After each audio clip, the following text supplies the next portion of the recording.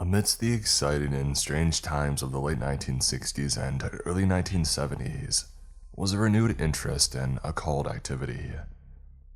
Counterculture had reached new heights, and with that came some particularly strange and at times unbelievable reports. One such series of strange events led to the supposed resurrection of a vampire in the Highgate Cemetery in northern London. It was believed that this vampire was different from any ordinary blood-sucking miscreant. The Highgate vampire was dubbed a full-on king vampire.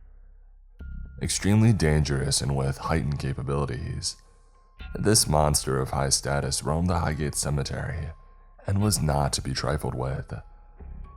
But before we hone in on the creature itself, let's talk a little bit about his final resting place. The Highgate Cemetery, located in northern London, is one of the more famous graveyards in the United Kingdom. Originally built in response to a shortage of available graves during the time, architect Stephen Geary laid out his elaborate plans for a uniquely Victorian and upscale cemetery in 1836. Over the next 3 years, his plans were put into action with everything from simple plots to intricate chapels, to monumental tombs being erected within the cemetery. With winding pathways interconnected and the landscape adorned with decorative foliage, the historically simple and traditional formula of a graveyard was thrown to the wayside. Highgate Cemetery became a sight to behold, attracting residents beyond just family members to visit and behold the macabre beauty of it all. Naturally, a more upscale final resting place attracted more upscale clientele that could afford to splurge on their new forever homes. To this day, the cemetery holds very notable figures such as political theorist Karl Marx, world-famous bare-knuckle boxer Thomas Sayers, and English author of The Hitchhiker's Guide to the Galaxy, Douglas Adams. Despite the fancier options available, there were a large number of regular and cheaper graves that were sold to the general public for as little as £5 after the cemetery's initial opening. That would be about £500 in today's modern equivalent. With 53,000 graves spread across a combined area of 37 acres, the total amounts to 170,000 unique individuals buried throughout the entirety of Highgate Cemetery. More than enough spirits to attract the attention of any supernatural enthusiast. After over 100 years since its initial opening, the grounds of Highgate Cemetery became neglected soon after World War II. Without constant attention from groundskeepers, the expansive graveyard fell into a state of natural decay, with wild foliage overtaking many of the headstones that had once been kept prim and proper. Neglected in terms of both care and supervision, the cemetery became a popular destination for movie companies of the 1960s, 70s, and 80s due to its naturally horror-infused setting. But film directors weren't the only people taking advantage of the cemetery's accessibility. Several occult enthusiasts, self-proclaimed Satanists, or just general vandals ran rampant through Highgate. There were several reports of graves that had been robbed, coffins opened and moved or broken, and even human remains lying on the ground exposed to the elements, oftentimes riddled with vermin picking them clean. The disrepair of the cemetery had reached a new high, but there were rumors of someone or something even more concerning wandering within its gates.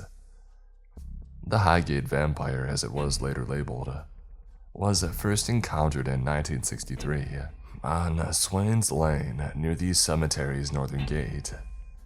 A young couple out for a leisurely stroll came face to face with an inhuman-looking, very tall and dark figure who appeared to be floating behind the railings of the graveyard.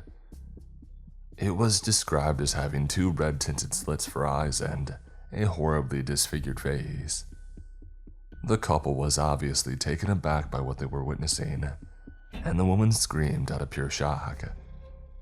This apparently had startled the vampire, as it had vanished into thin air on the spot.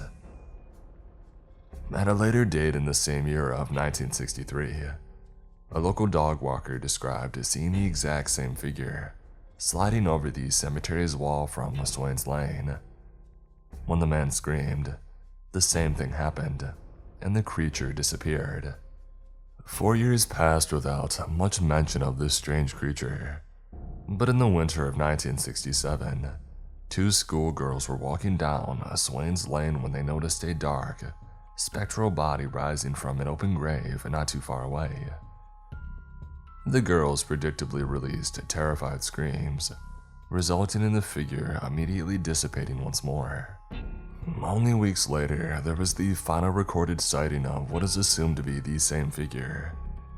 Another couple taking a routine stroll were met with the obviously supernatural creature and reported experiencing an intense sensation of overwhelming weakness and an unwavering silence.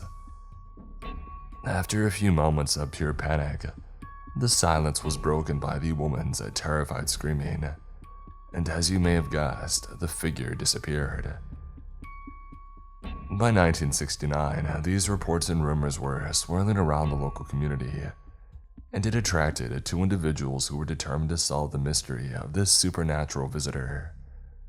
One being David Farrand, a member of the British Occult Society, and Sean Manchester, a self-proclaimed bishop and director of the Occult Investigation Bureau. After independent investigations, both men concluded that the creature was indeed a vampire, and both set out to catch the creature and put an end to local worries. While both men shared the same goal, camaraderie was never found between them, and instead an intense and decade-long rivalry was born. On a cold winter's night in December of 1969, Farrand remained staked out, no pun intended, in the cemetery until dawn awaiting his vampiric prey. According to his later accounts, he came face to face with the vampire and barely escaped the monster's attempts to lure him in. The so-called confirmed sighting only added fuel to his fire, with his later attempts to subdue the creature. During the same period in 1969, Manchester continued his investigative efforts and interviewed one of these schoolgirls from the previous 1967 encounters with the creature. She was supposedly plagued by ill health and had been experiencing an onslaught of nightmares ever since her incident. Even more strange was Manchester's claim that he had noticed two small wounds on the girl's neck, similar to the stereotypical vampire bites that the creatures are known for. After his interview, he made sure the girl's room was adorned with anti-vampiric charms and cloves of garlic to stave off what he thought was her continued aggressor. As their independent investigations progressed, the two vampire hunters began to garner local fame and were even interviewed by the Hampton and Highgate Express in February of 1970. This is where Manchester went on the record stating that this was not a mere ordinary vampire, but a Romanian king vampire that was buried in the same area centuries before it became the Highgate Cemetery. He claimed that the local vandals, the Satanists and miscreants, had actually resurrected him, whether intentional or not. As the rivalry heated up to a boil, the claims became more and more fantastical until it came to a head in March of 1970. Manchester declared that he would hold an exorcism on Friday the 13th of March. Despite police presence, several amateur vampire hunters, or just bored citizens, showed up to aid in the exorcism and had brigaded their way into the graveyard. This led to an overall ransacking of the cemetery, with several graves being defiled and a continued streak of vandalism all around the area. Despite claims of shadowy figures being seen throughout the night, no vampire was officially spotted, and the entire event was a large mess. For years following these reports, several imitators continued to seek out the vampire for themselves, occasionally laying waste to the cemetery as they tried. In 1971, A charred, headless body of an exhumed corpse was discovered with a stake driven through its chest. This report was closely followed by a myriad of reports about desecrated graves and animal carcasses that had been drained of their blood and left strewn throughout the cemetery. After a while, the story of the Highgate vampire sort of fizzled itself out, without any new sightings or reports.